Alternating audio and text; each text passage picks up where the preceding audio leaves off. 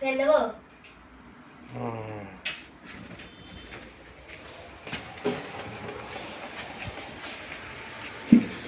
দেখি কি করে, কি করছে, এদের কি অবস্থা।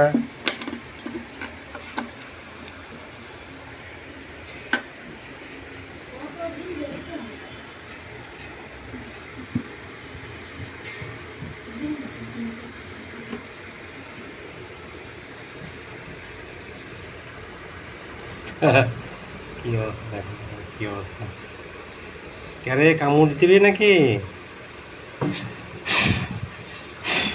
প্রচণ্ড মশার ভিতরে, মশাগুলো আমরা এখন বের করে দিচ্ছি প্রিয় ভিউয়ার্স।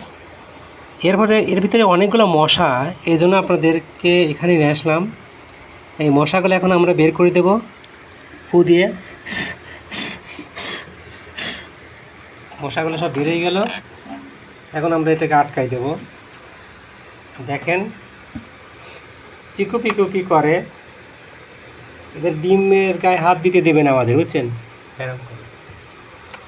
এদের ডিমের গায়ে এরা হাত দিতে আমাদের দেবে না।